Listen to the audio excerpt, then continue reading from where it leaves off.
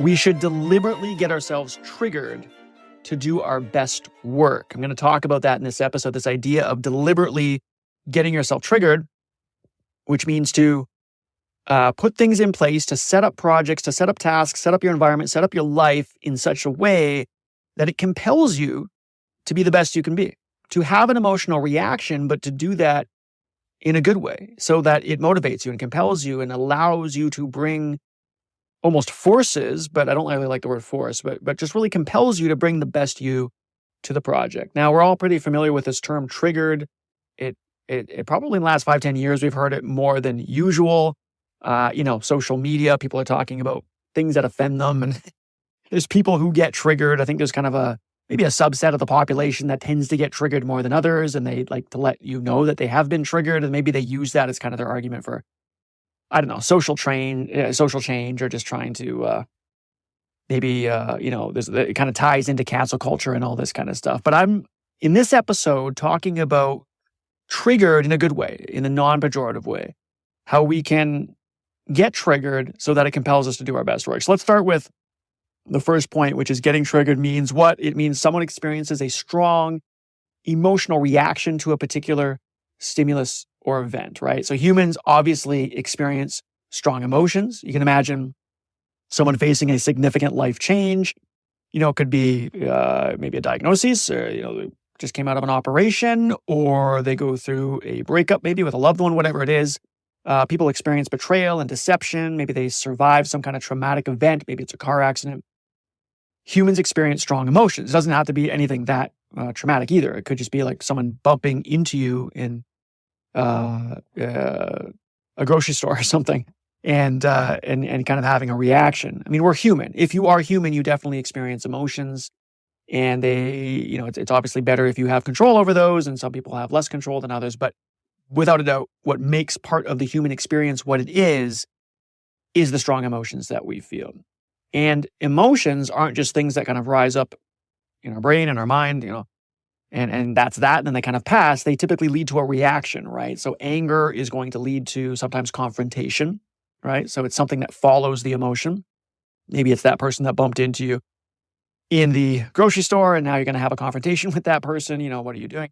You can imagine fear prompting a fight or flight response, right? If that tiger's in that bush, you're either going to stay there and try to defend yourself, or you're going to run. Probably usually the latter in the case of a tiger. Happiness, leads to, let's say, celebration, right? Happiness is this feeling, this emotion that we have, but it doesn't end there. You tend to maybe celebrate, obviously, depending on how happy you are, right? Especially if it's tied to some kind of event. So there are people and places and things in our environment that trigger us, right? And kind of like the tiger in the bush, right? There's something there that happens. It causes an emotion to rise up, and then there's usually a reaction on our part to that emotion. You could be walking around and maybe someone encounters, an ex-partner or something, right? Ex-boyfriend, ex-girlfriend or something, and that raises emotion. You could visit a childhood home and maybe you have good feelings about that place or bad feelings about that place. Probably not neutral, it seems, for childhood homes, because that's where you were growing up. Those are the formative years, and so you have a lot of emotional connection to those places. Maybe you get a text message from a toxic coworker. I don't know. There's just people, places, and things in our environment all the time, obviously, because that's what makes up our environment. And those can trigger us, right? And maybe it's just a little bit of a trigger, a bit of a rise of emotion, doesn't lead to much, but sometimes it leads to a definite reaction. So getting triggered means someone experiences a strong emotional reaction to a particular stimulus, right, or event. Could be hearing a song, could be seeing an image of violence, for example, could be receiving critical feedback. And because that's the case, we need to be aware that many of our actions are triggered more than they are reasoned or thought out. I think a lot of us like to think that we do what we do in kind of this more deterministic sense, right? We do what we do because we make decisions in life, right? I chose to get this job. I chose to be with this partner. I chose to raise a family and have kids and all this kind of stuff. And to some extent, that's true. We are making decisions through life, and those have, consequences, right? Good and bad. But I think a lot of our actions, arguably most of our actions, are less about kind of this deterministic following through from the decisions we make and more about being triggered by our environment. Sometimes good, sometimes bad. maybe sometimes they're kind of neutral, but we have our environment and we kind of fit into that environment. It's like the turtle in the aquarium. The bigger you make the aquarium, the bigger the turtle gets, apparently. I heard that once anyway. So if that's true, it's this idea that, if you change the environment, you're going to change the living thing's ability to adapt to it, right? They're going to change with it. And that's just true of life. That's true in biology, right? And we are, of course, part of that. Think about things like impulse buying or social media scrolling or any kind of emotional outburst. Same kind of thing, right? If you got that phone right by you, you're probably going to be scrolling a lot more on that phone than you would otherwise. Whereas if you put the phone away, you probably wouldn't. If you are, walking through the mall every day, you might do more impulse shopping or impulse buying than if you kind of only went on the weekend or something like that. Okay, so that first point is that, getting triggered means someone experiences a strong emotional reaction to a particular stimulus or event just as a kind of objective truth. That is obviously true. We do get triggered by our environment. And I think it plays a very big role in how we live our lives, more so than, the supposed decisions, the smart decisions that we're making in life. Not that those don't play any role. Now, the second point is I want to argue that there is a good side to being triggered. So a lot of times when someone says they're triggered, we think about someone being triggered, it's in this negative kind of pejorative sense, right? It's like someone got offended or there's you had an emotional outburst and that led to a reaction. Maybe that was a confrontation. Maybe that was raising your voice. Getting triggered is kind of this negative thing, but there is a good side to being triggered. There must be, because from an evolutionary perspective, we are getting triggered all the time. So obviously we evolved to get triggered by our environment. Our environment plays a very big role in how we behave. So there must be some good stuff there too. Otherwise, we would not have survived. So getting triggered, I would argue, can compel us towards positive action, right? So the term triggered, quote unquote, doesn't have to be pejorative. Think about things like conflict resolution. Maybe someone gets triggered by something and the emotions rise up, but that forces people to talk about it, right? And to kind of get into a debate and maybe at first it is a little bit negative, but then eventually it leads to some kind of conflict resolution. If you didn't have that friction, you wouldn't have had that conversation, right? Imagine witnessing suffering. Okay, so there's kind of a triggering there. If you witness suffering, for the most of us, for most people, if you're not a psychopath, you're going to feel something, right? It's going to be sad. You're going to feel that in the depth of your very being, because we don't like to see people suffer. And to witness that could increase your ability to empathize or to sympathize with individuals, maybe to get involved in charities or just to be a nicer person, whatever it is. There's something to witnessing suffering that could actually bring out the best in us, right? So that's an example of getting triggered, but not necessarily in a bad way, right? Sharing vulnerabilities with people, right? You kind of have to get triggered first to maybe tell people what you really think and who you really are. But now that you're doing that, you're really kind of opening the doors, opening the gateways, and you get that better sharing of information, more genuine information sharing between people, right? So when something triggers us, we're compelled to act. It could be an emergency response. Okay, you see lots of stories, let's say online or something, and something happens, and then you've got this kind of hero that comes in, right? Everyday person, it could just be like an everyday Joe or average Joe, but then, ends up saving this old lady or something. There's like stories like this. And we are compelled to do that because we don't want to see people suffer. We don't want to see people get hurt. It might not be true for all of us, but for most of us, we would kind of react like that. There are moral imperatives, right? We have value systems. We have morals that we believe life is supposed to be led by. And, getting triggered can bring those out in us, right? Those moral imperatives. We could notice that something is not right.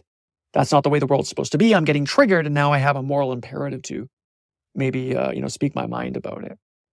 Personal responsibility and duty, all this kind of stuff, right? Your integrity as an individual can come out of you probably best when you are triggered, because there's things in the environment that are in juxtaposition to the way that you think the world should be, and now you're saying something, or hopefully better, doing something, right?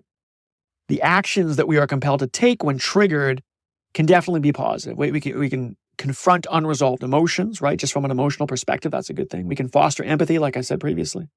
Getting triggered can really be a catalyst for behavioral change. I think as you go through life and you keep getting triggered, and then you do some introspection about those triggers, and you think about why you reacted the way you did, that can be a good, positive behavioral change for yourself. So it's kind of like it might be negative on the small scale, but on the larger scale, it actually ends up being a good thing. So there is a good side to being triggered, right? And getting triggered can compel us towards positive action, things that are actually good. It's not necessarily just a bad thing. It compels us to act, and that's what we need, because actions, right, much louder than words, and that's really what's going to make our life. The resulting reaction can lead to good things. So since that's the case, I'd say it's best to think of being triggered as either good or bad, depending on the situation. We shouldn't just think of, oh, that thing made my emotions rise and that must be a bad thing and I've got to have control over your emotions. Yeah, you do have to have control over your emotions. But that means being able to look upon your emotions and make good decisions based on them. It doesn't mean not to have emotions, right? So being triggered is not good or bad. A better way to say that, it could be good or it could be bad, right? It's a part of being human. So first point I made there was, getting triggered means someone experiences a strong emotional reaction. We get that. The second point is that there is a good side to being triggered. It's important to appreciate that, because getting triggered can compel us towards positive action. So a third point I want to make now is that, and this gets into kind of what we can do, right? We can deliberately trigger ourselves to produce good work by putting in place triggers that compel us to write, speak, draw, right, build, create, whatever it is you're doing. In other words, there's a kind of control we can have. It's not just about observing that sometimes triggers are good and sometimes triggers are bad. You should think about what you could put in place so that your work could be the best it can be, because your work is going to be the best it can be, whatever the work is that we're talking about, any kind of value you want to bring, that's going to be the best, as I've talked before, when you're truly authentic, when you're truly yourself, when you really bring you to the environment. So how do you bring yourself to an environment? Well, you adapt to it. How does adaptation work? Well, it works through stressors, right? It works to meeting the challenges that are in the environment and kind of filling up the space like the turtle in the aquarium, right? So we know humans are adaptive creatures, right? Just biologically speaking, much more than deliberate creatures, I would argue. It's not about, we make all these wonderful decisions and that's how our life goes. And even on the bad side of that, if your life goes bad momentarily or long-term, it's not necessarily because of the decisions you made. We are adaptive creatures. We adapt to our environment. I think it's much more to do with that. Adaptability to, in response to changes in our environment. Humans do this, just think about the human condition, right? We've been adapting to technological advancements for hundreds of years now. We live in a very different modern world than what was here 100, 200, 1,000 years ago. But we've always found a way to adapt to those technological advancements. Not perfectly, but we do adapt. We are still here. We are living, and we're finding ways to make technology work for us, right? Not that there's no loss in that, not that there's no downside to that, but we are definitely adapting as a species. Adapting to changing social dynamics and circumstances, COVID-19 or politics change, a new president, whatever. There's all these different social dynamics that come to play and we adapt to them. Doesn't necessarily mean we always accept them, but we still adapt and then take it from that point forward, right? So the decisions we make should actually be, I would argue, directed towards the surroundings we want to adapt to rather than specific actions we hope to take. So imagine choosing, like a career environment, and that would be better than choosing a career path. I've said before, I don't like the term path, right? Quote unquote, because life isn't really like that. There's no career path. And that's not to say that there aren't some strategic decisions you can make for where to work and who to work with and what to take on as projects and this kind of stuff. But it's much more to do with choosing the environment that you want to become, choosing the environment you want to adapt into, right? You could choose a social circle based on values rather than, let's say, specific members that are going to be in that group. You could choose a bustling city to foster innovation rather than trying to be specifically innovative. Another thing I talk about a lot is that, the best things are always byproducts, right? You don't aim for them directly, right? That's how complexity in nature, that's how systems work, is the things precipitate out as a byproduct. So it's not really about aiming towards a goal specifically. It's about putting yourself into the kind of environment that's going to foster you being the person you need to be. What kind of person is going to, step up to the plate and to meet those demands? And in some ways you don't know, right? You don't really know what's all going to happen. But and I say this too, your best work should surprise you, right? It's about adapting to what's around you. It's not about making super strategic, deterministic decisions and to think that your life is going to follow an exact path. So deliberately choosing people, places, and things, that brings a genuine kind of control over our destiny, if that's the word you want to use, right? You think about setting and pursuing goals, well, those should be aligned with the environment that you're putting yourself in and the things that you have around you that you adapt to, right? You want to cultivate a growth mindset. It's not necessarily about, buy a bunch of books on how to, have a growth mindset or make specific decisions, like my last episode, right? Don't look at what your hero is doing and think that you have to make the same decisions that they're making, right?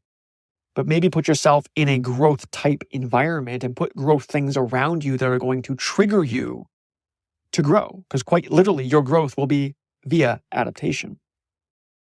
The conscious choices that you make should be directed towards the environment. So we can deliberately compel ourselves as opposed to just saying, hey, we're adaptive creatures. Whatever environment we're in, whatever's around us, we're probably going to adapt to. Get some deliberate control over that. And that does allow us to produce good work by putting in place triggers that induce us to write the right words, to speak the right words, to draw the right pictures, to paint, to sculpt, to whatever you're building, put programs together, right? All those examples I usually give, whatever it is you're creating, and you should be creating something to bring value to the world. What are your triggers? What are you putting around you so that when you sit down at that laptop or you get up on that pulpit or whatever it is, you're bringing you to the table?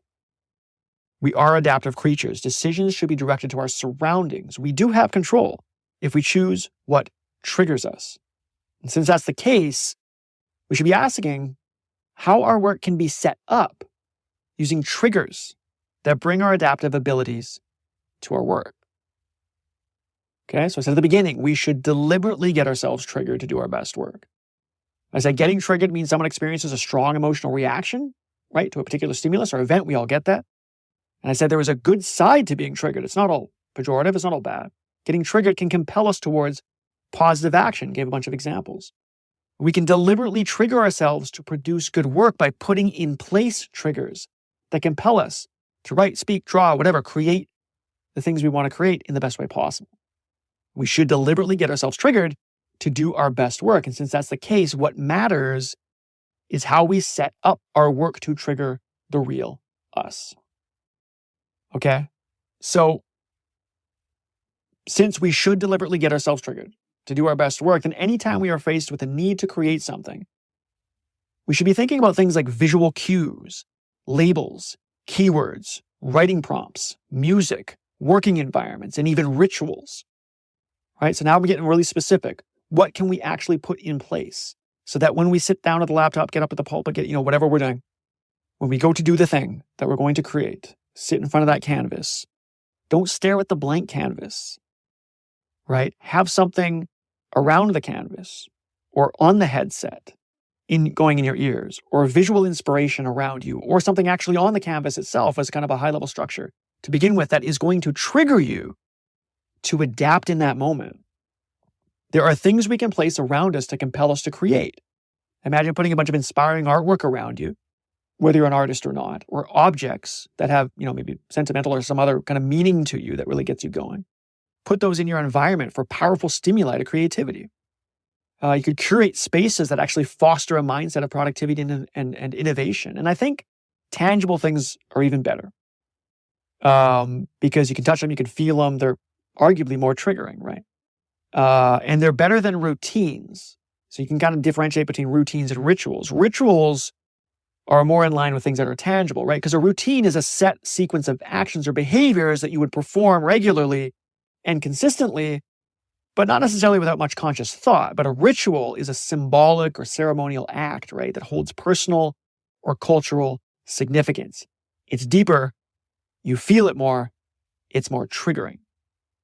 We have to admit that we are reactionary, right? As people, we are reactionary. So we've got to create the reactions we need. It's kind of like forced collaboration or forced visualization or forced debating or forced answering questions or whatever that is. And forced is not the best word. I'm not into this whole kind of nudging nonsense, but the idea that you can't help but collaborate or visualize or debate or answer questions because whatever it is in front of you is triggering you to do that. And that's what's going to bring the real you out. Okay. So since we got to admit that we are reactionary beings, right? Then anytime we are faced with the need to create something, we need to think about how to set up our work with rituals, routines, visual cues, labels, keywords, writing prompts, whatever, music, working environments to really bring ourselves to the table. I think music is a really great one though, even though it's not really the tangible. It just taps into your emotional centers. And maybe this is true more for some people than others. Writing while the music is playing is just like, it's almost like you're channeling something at that point. And you need to do that. And that might not be your version, but that's a kind of trigger. You're going to adapt to the music, right? You're going to feel it deeply and just bring yourself in a motivational way to your work. And that's the real you. That's what you need to be doing. It could be structure to writing, right? You can start with some scaffolding, and maybe you're even asking yourself questions within the writing so that it prompts you to answer those questions and get your writing going. Or it could be visual cues. It could be something that kind of triggers you, right? It has to be something that triggers you. And then you look at that and you're like, okay, I know what I'm going to say, or this is what this makes me think of. It's not staring at a blank page. It's not staring at a blank canvas. It's staring at an environment that invites you in and compels you to bring yourself to the table. That's how we are meant to create. We have to create. We have to bring value by getting triggered. And since that's the case, take the time to set up your projects using triggers. Get yourself triggered. Okay? That's it for this episode. Thanks so much for listening. Until next time, take care.